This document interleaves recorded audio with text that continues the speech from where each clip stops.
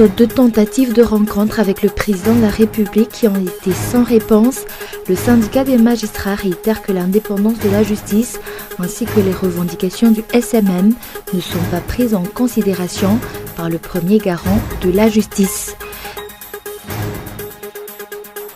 Suite à l'affaire Free News et le président du Sénat Honoré Rakotomane, le patron de presse du journal Free News sera devant la barre ce mercredi 16 août. La justice est manipulée comme étant un objet politique, affirme la présidente du SMM. Et le Burkina Faso cible la nuit dernière d'une attaque terroriste. 18 morts dont un Français. Les forces spéciales ont abattu les assaillants au lever du jour.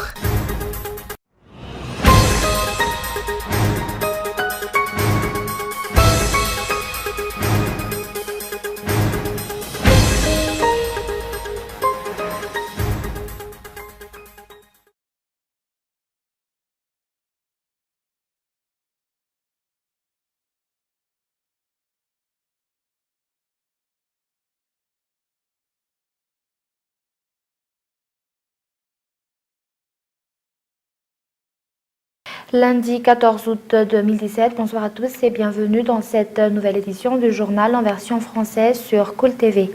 Elle a une suite aux 2 tentatives de rencontre avec le président de la République qui ont été sans réponse. Le syndicat des magistrats réitère que l'indépendance de la justice ainsi que les revendications du SMM ne sont pas prises en considération par le premier garant de la justice. Reportage de Félixou Rafale. Le président de la République ne prend pas en considération les revendications du syndicat des magistrats de Madagascar, affirme son vice-président Clément Zone, de par le fait que 2 appels pour une rencontre avec ce premier ont été lancés sans avoir une réponse favorable par la suite. Rappelant que la première semaine de ce mois, le syndicat a réitéré que la mise en place de la commission tripartite qu'ils ont entreprise avec la primature et le ministère de la Justice pour une résolution n'a abouti à rien. La poursuite des revendications attendra l'arrivée du mois de septembre, après que le président de la République a annoncé dans son émission Ftombit vendredi dernier que la promulgation du verdict sur l'affaire Claudine Razaï Mahmoud ne figure pas dans ses compétences. Le SMM réitère que les procédures d'enquête sont en cours. La justice, en collaboration avec le Bianco, a déjà mené une action. Selon les explications, le SMM suivra de près ce dossier ainsi que l'application des lois en vigueur sur toutes les personnes impliquées. Les résultats des enquêtes sont toujours attendus, tant sur ces dossiers brûlants que sur les autres affaires auprès de la justice. Et suite à l'affaire Free News et le président du Sénat Honoré Rakotomane, le patron de presse du journal Free News sera devant la barre ce mercredi 16 août. La justice est manipulée comme étant un objet politique, affirme la présidente du SMM. Reportage de Indra Arson. Suite de l'article paru le 20 mai dernier dans Free News, un article concernant le président du Sénat sur la construction d'un bâtiment de 5 étages.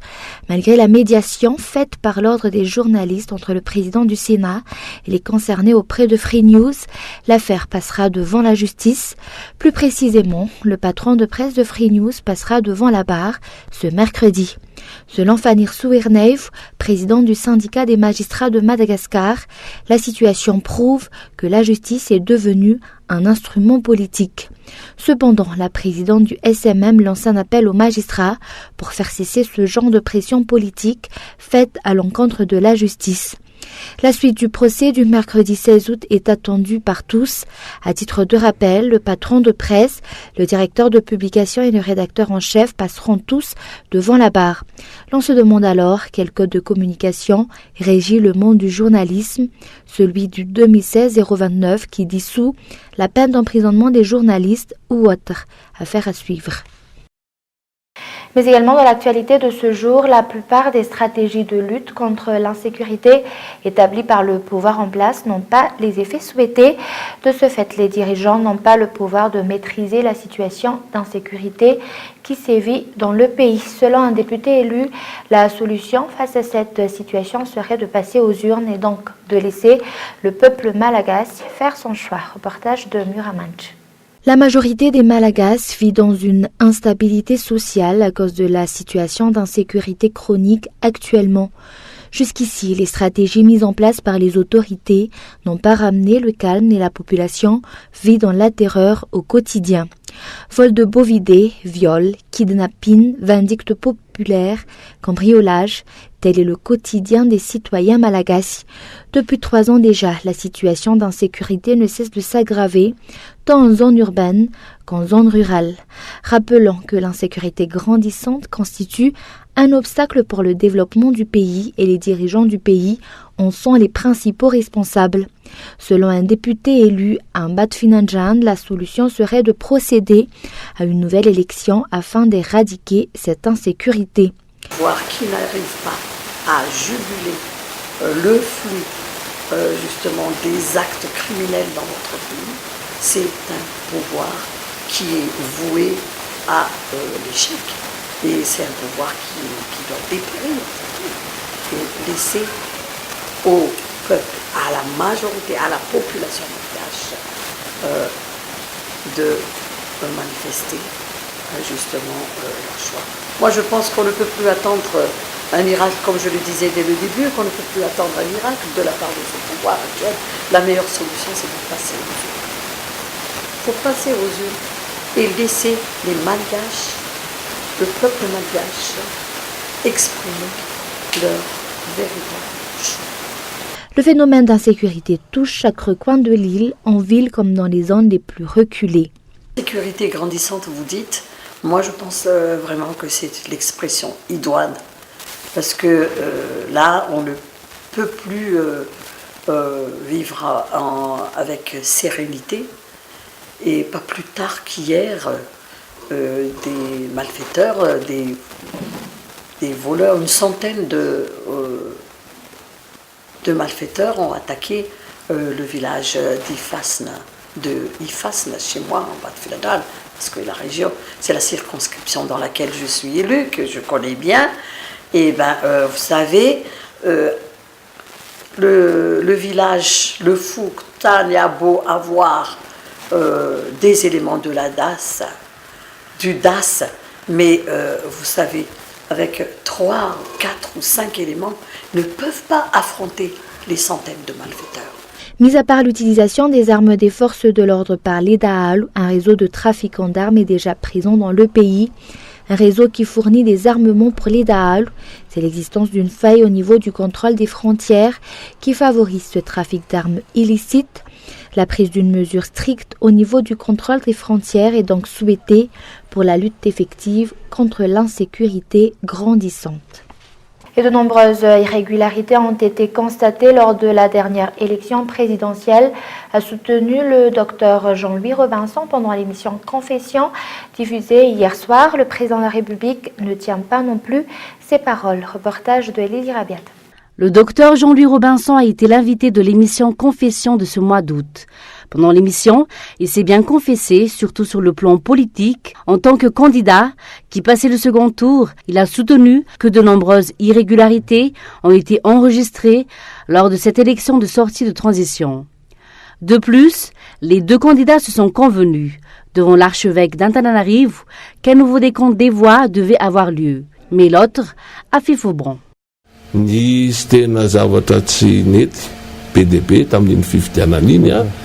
De nombreuses irrégularités ont été enregistrées pendant les dernières élections. Il était convenu de recommencer la décompte des voix et qu'on devait accepter la décision de la CES après ce décompte. On était nombreux pendant la discussion, y compris le président actuel. J'avais demandé le décompte des voix. Il a affirmé qu'on discute devant l'archevêque au Don Razanakul. Mais la CES a déjà pris sa décision.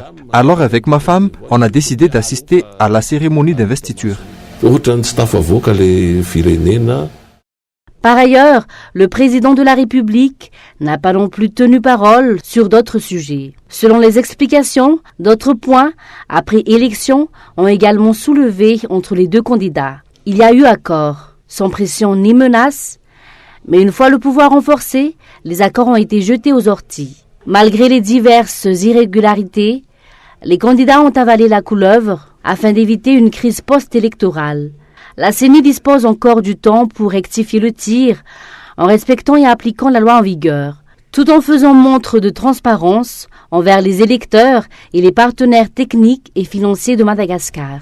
Et avant de passer aux actualités internationales, sur le plan social, selon les prévisions du service météorologique, les crachats de la semaine prendront fin. À partir de demain, les températures minimales connaîtront également une hausse. Le vent hivernal sera par contre toujours là. Le froid sera alors toujours au rendez-vous, selon toujours les explications.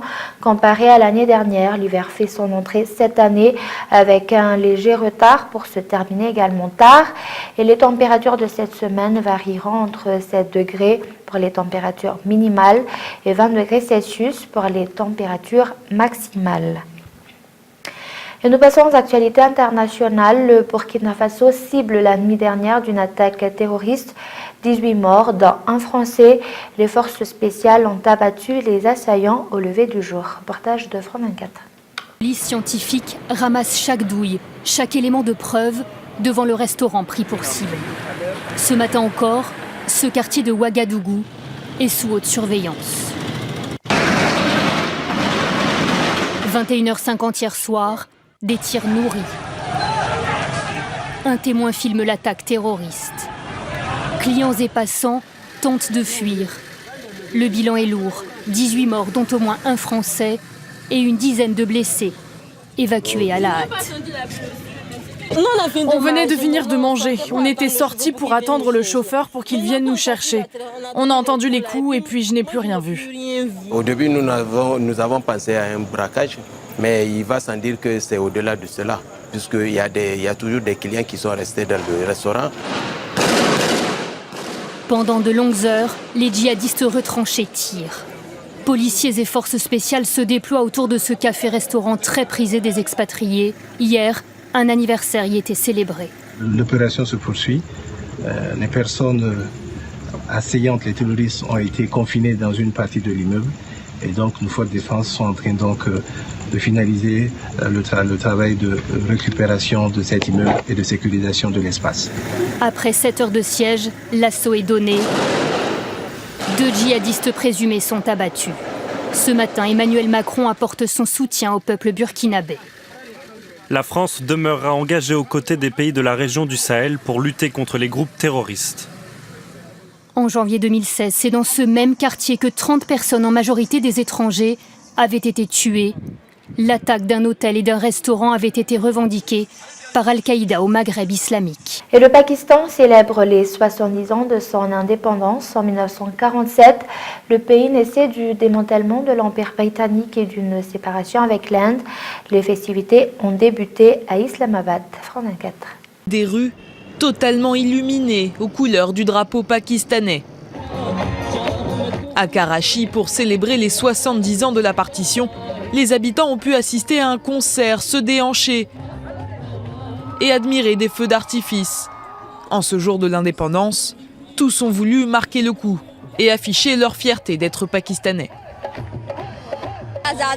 L'indépendance, ce n'est pas seulement le nom d'un jour de fête où l'on se réunit et où l'on chante notre hymne national. Cela représente aussi l'unité qui doit régner au sein de notre peuple durant toute l'année. À Lahore, même effervescence dans les rues. La ville a vu les choses en grand. Drapeau pakistanais géant, feux d'artifice. L'heure est à la fête, même si pour certains, cette date représente aussi la douleur dans laquelle leur nation est née.